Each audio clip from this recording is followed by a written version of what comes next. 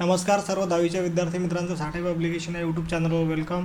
विद्यार्थी मित्रांनो, आज आपल्याला science part 2 unit number 7 introduction of microbiology हाच युनिट लर्न करायचा आहे.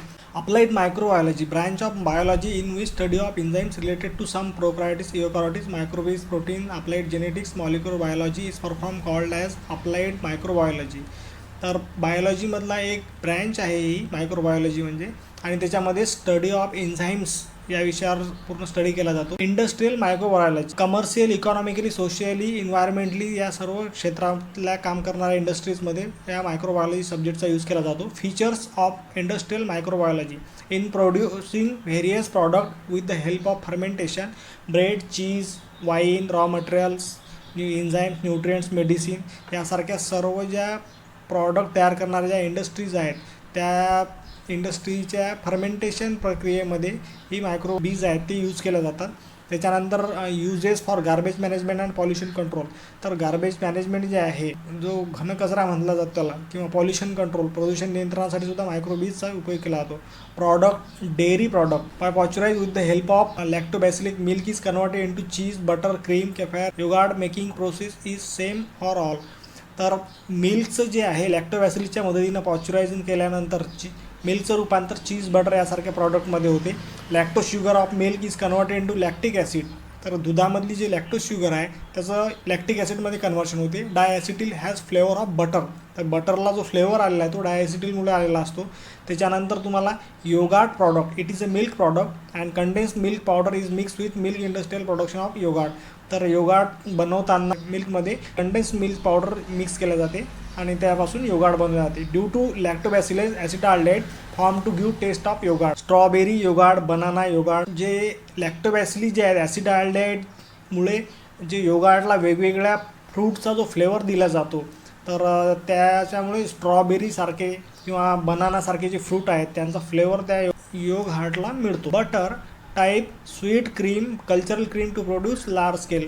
तर अशी स्वीट क्रीम जी आहे किंवा कल्चरल क्रीम आहे जी खूप मोठ्या प्रमाणात तयार करण्यासाठी बटर वगैरे यूज केला आहे. त्यानंतर cheese product, cheese is a made from cow milk.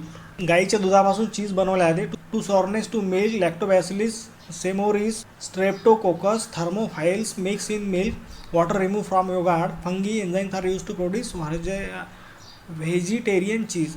तर गाईच्या दुधापासून जे चीज बनवल्या जाते आणि त्याच्यामध्ये लॅक्टोबॅसिलस सेरोमीसारखे किंवा जे मायक्रोबीज आहेत ते त्याच्यामध्ये मिक्स केलं जातात. त्याच्यानंतर तुम्हाला water remove from yoghurt.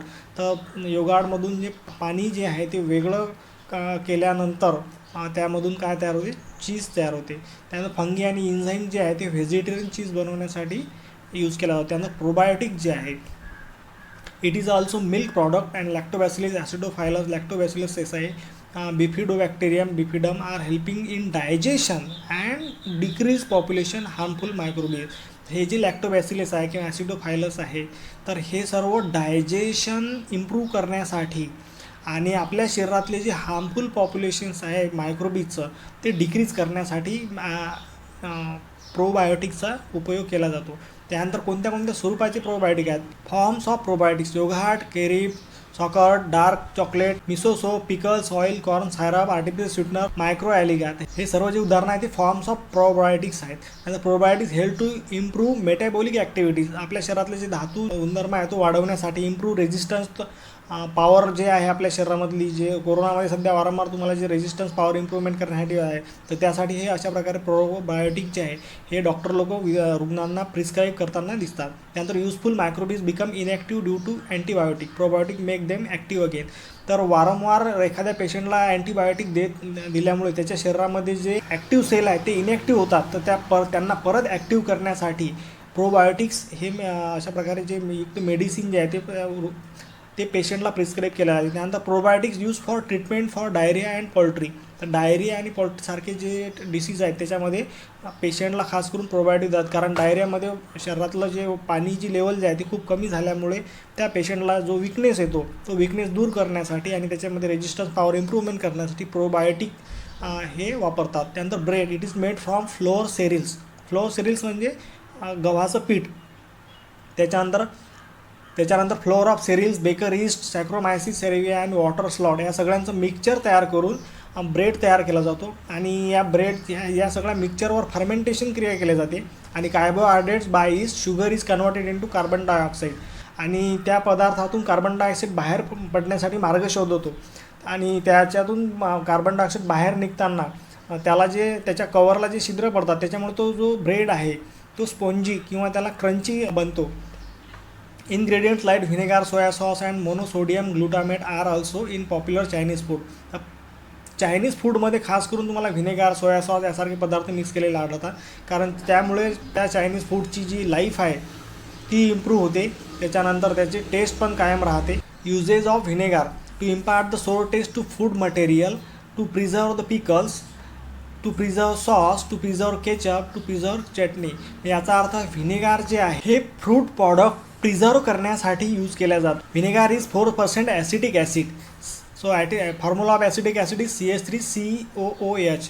Okay. Ethanol and alcohol is obtain from fermentation of carbon compound like fruit juice, maple syrup, sugar molasses, starch of roots with the help of saccharomyces cerevisiae. तर ethanol जे आहे किंवा जे alcohol आहे हे fruit juices जे आहेत तर त्या फ्रूट ज्युसेसच्या फर्मेंटेशन क्रियेमधून तयार होतात, आणि फ्रूट ज्युसेस आहे किंवा ऊसाची जे रस काढल्यानंतर जी मळी शिल्लक उरते त्याला शुगर मोलॅसिस म्हणतात. स्टार्च ऑफ रूट्स म्हणजे भाजीपाल्यांचे जे वगैरे जे रूट्स राहतात या सगळ्यांवर जर फर्मेंटेशन क्रिया केली तर त्याच्यामधून इथेनॉल किंवा अल्कोहोलसारखं घटक तयार होतात. त्याच्यानंतर ethanol, acetobacter, gluconobacter, microbial degradation, acetic acid, bleaching, rarefaction, pasteurise, sulphur dioxide आणि व्हिनेगार फॉर्म. तर इथेनॉलपासून तर व्हिनेगारची तयार करण्यापर्यंतची जी संपूर्ण प्रक्रिया आहे या ठिकाणी तुम्हाला अशा प्रकारे उल्लेख करून दिलेली आहे. त्यानंतर प्रोडक्शन ऑफ सोया सॉस, तर mixture of flour of wheat or rice or soybean. तर गहू, तांदूळ आणि सोयाबीन याचं जर मिक्सचर तयार केल्यानंतर आणि त्यावर फर्मेंटेशन क्रिया केल्यानंतर, fermentation with the help of fungus as per जिलेस ओजी, ही फंगसची जी फर्मेंटेशन क्रिया झाल्यानंतर production of soya sauce automatically तयार सुरू होते. यानंतर प्रोडक्शन ऑफ बेवरेजेस, तर वेगवेगळ्या फ्रूटपासून ज्या उपयोगाच्या जे काही फूड प्रॉडक्ट तयार केले जाते, जसं कॉफी आहे, कॉफी अरेबियापासून कॉफी तयार केल्या जाते, थर्मोब्रोमापासून कोक तयार केला जातो, ग्रेप्सपासून वाईन तयार केला जाते, ॲपलपासून सायडर किंवा ज्यूस तयार केले जातात. जे फूड आहेत या फूडपासून सीड्स सेपरेटिंग करण्यासाठी काही मायक्रोबीज युजफुल आहेत. तर जसं कॅफी अरेबियामध्ये लॅक्टोबॅसिलस ब्रेव्हिस आहे, कॉफीचं सीड आहे कॉफी फ्रूटपासून वेगळं करण्यासाठी मदत करते. त्याच्यानंतर थर्मोब्रोमा कॅकाओ जो आहे हा कोक जे आहे त्याच्यापासून फ्रूट वेगळं आणि सीड वेगळं करण्यासाठी मदत करते. कॅन्डिला, त्याच्यानंतर पिचिया, सॅक्रोमायसिस. नंतर ग्रेप्सपासून वाईन तयार करण्यासाठी सॅक्रोमायसिस सेरेविसिया ही जे मायक्रोबीज आहेत हे युजफुल राहतात. आणि फर्मेंटेशन ऑफ ज्यूस, तर ज्यूसचं फर्मेंटेशन केल्यानंतर हे जे मायक्रोबीज आहेत त्याचं रूपांतर वाईनमध्ये करतात. ॲपल जे आहेत, ॲपलपासून ॲपल ज्यूस किंवा ॲपल सिडार तयार करताना सॅक्रोमायसिस सेरेविसिया नावाचं जे मायक्रोबीज आहे ते तुम्हाला युजफुल होतात. आणि इथंसुद्धा फर्मेंटेशन ऑफ ज्युसेस हीच प्रक्रिया पार पडते. मायक्रोबियल इन्झाईम्स, तर microbial enzymes are use instead of chemical catalyst in chemical industry.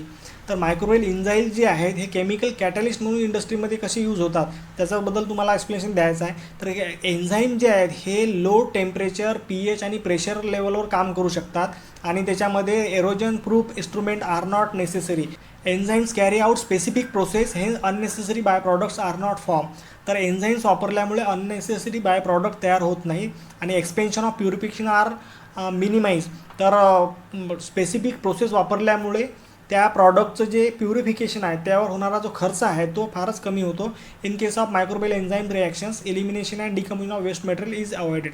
तर याच्यामधून बाय प्रॉडक्ट फारच कमी प्रमाणात निघत असल्यामुळे ते वेगळे करण्यासाठी सेपरेशनची पद्धत आहे किंवा एलिमिनेशन पद्धत आहे किंवा डिकम्पोजिशन ऑफ वेस्ट मटेरियल जे आहे ते करण्याची गरज नाही, आणि ऑटोमॅटिकली जो एक्सपान्शन आहे तो सुद्धा मिनिमाइज होऊन जातो. एन्झाईम्स कॅन बी रियूज, हे सच एन्झाईम्स आर इको फ्रेंडली. तर हे एन्झाईम्स हे वारंवार यूज केल्या जाऊ शकतात, त्याच्यामुळे याला इको फ्रेंडलीचं सुद्धा म्हणलं आहे. तर यावर आधारित तुम्हाला एक सायंटिफिक रिझनसारखा प्रश्न येऊ शकतो की व्हाय एन्झाईम्स आर इको फ्रेंडली. तर याचं उत्तर तुम्हाला हे सविस्तर एक्सप्लेनेशन देता आलं पाहिजे. Some example of microbial enzymes. Example of microbial एन्झाईम्समध्ये तुम्हाला ऑक्सिडो रिडक्टेस, ट्रान्सफरेसेस, हायड्रोलेसेस, त्याच्यानंतर लायसेस, त्यानंतर आयसोमेरेसेस आणि लिगासेस यासारखे या सर्वांना मिळून हे जे मायक्रोबीजचे तुम्हाला एक्झाम्पल आहेत, आणि या सगळ्या एक्झाम्पलचा तुम्हाला इंडस्ट्रियल प्रॉडक्टमध्ये तुम्हाला नक्कीच उपयोग होताना दिसतो. तर विद्यार्थी मित्रांनो, आज आपल्याला या व्हिडिओमध्ये एवढाच पोर्शन लर्न करायचा आहे. या पुढचा लेसन पाहण्यासाठी तुम्हाला याच युनिटचा पार्ट 2 नक्की बघा. हा व्हिडिओ तुम्हाला कसा वाटला त्याबद्दल तुम्ही आम्हाला नक्की रिप्लाय करा. ज्या विद्यार्थ्यांनी आतापर्यंत साठे पब्लिक यूट्यूब चॅनलला सबस्क्राईब केलं नसेल त्यांनी नक्की सबस्क्राईब करा, लाईक करा, शेअर करा आणि 10वीच्या विद्यार्थ्यांपर्यंत जास्तीत जास्त पोहोचवा. थँक्यू.